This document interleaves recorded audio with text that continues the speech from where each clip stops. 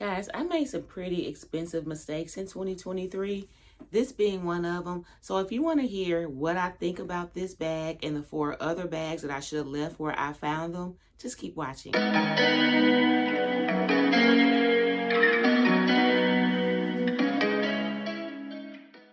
Hey sis, my name is Dre and welcome to my channel. If you've been here before, welcome back. Over here we talk about luxury and contemporary handbags and accessories, lifestyle, and just staying fly on a budget. So if those are things that you're interested in, go ahead and hit the subscribe button. But anyway, let's jump on in it. This bag right here, this is the Coach quilted Claire shoulder bag in black, and this is one of my regrets for 2023.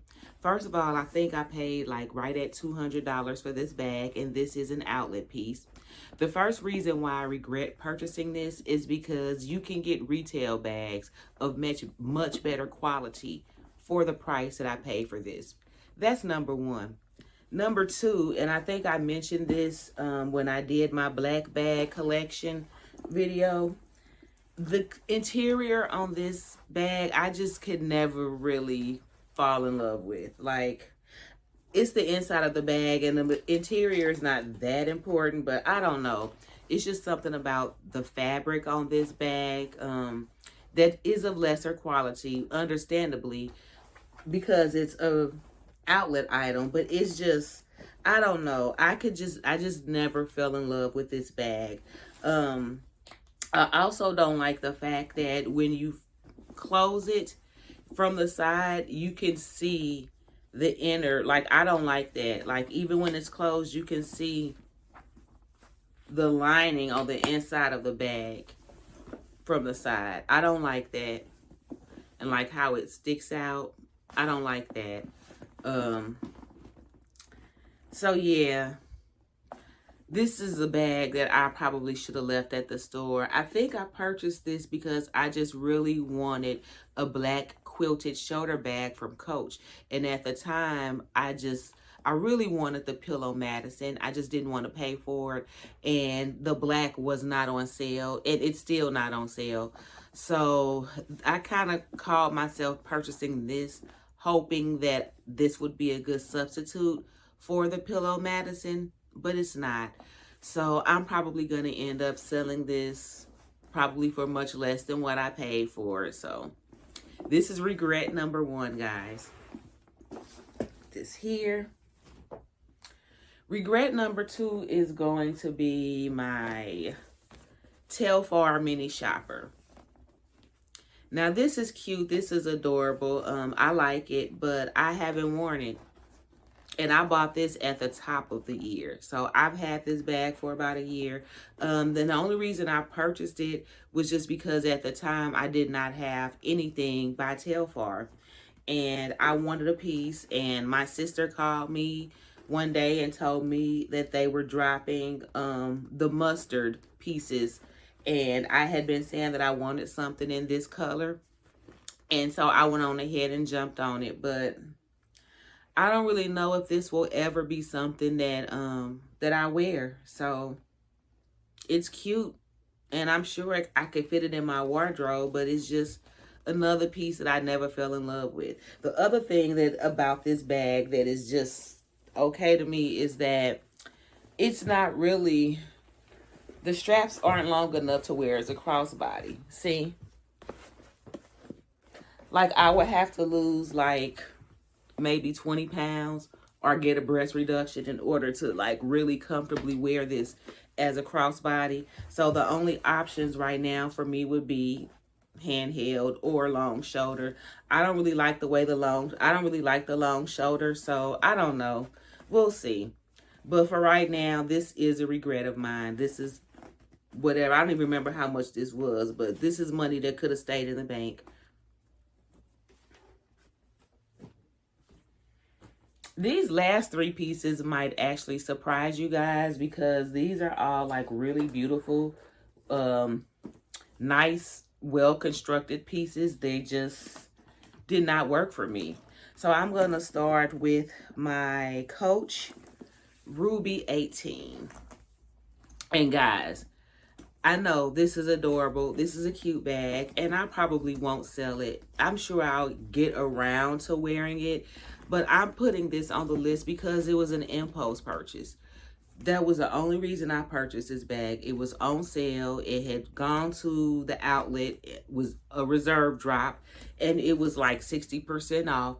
And I thought it was cute, and I did not have, and I still don't have, a ruby. So I thought that would be a good opportunity for me to grab one. So that's what I did. I got it, and still haven't worn it. So, I'll get around to wearing it probably if I don't sell it first, I'm sure. But it's just, I don't know. This was one of those bags again that it was an impulse purchase.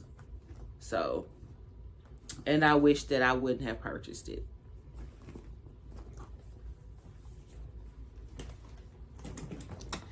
Where is, okay, my fourth regret. This one might really shock you guys, but it is the Studio. This right here was a bag that I coveted for months before I pulled the trigger. And initially I was looking at it in black, but then decided against it because I knew I wanted the Madison in black. And then there came a point in time where I decided that I didn't want this bag at all because I felt like it was too structured for my liking, and I wasn't sure like how much give it would have in terms of being able to fit stuff in it. But it went on sale. So, and it was at like maybe, I think I got it maybe like 40% off retail. And when it went on sale, that's what made me go ahead and pull the trigger on it. And since I didn't have anything in chalk, I figured I would go ahead and get this particular piece in chalk instead of the black. But I regret purchasing this for several reasons. First, even though I got it on sale, I feel like I still paid a significant amount for it considering the way the bag came. Now, I don't know if you guys can see, but there's a lot of wrinkling around the C. And I noticed on this particular piece that it's quite common.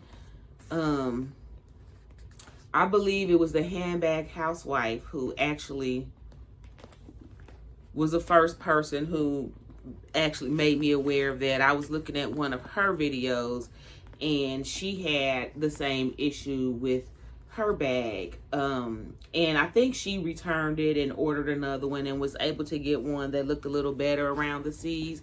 But apparently this is something that could be like massaged out over time. I don't know. I just need my stuff to like come perfect. When I don't want to have to do anything to it, basically. But anyway, so that's one thing that kind of turned me off about the bag. But that by itself, to me, didn't make it worth returning because I wanted to like this bag so much. The other thing is this imperfections on the back. So this seam or whatever this is, to me, this is not quite centered.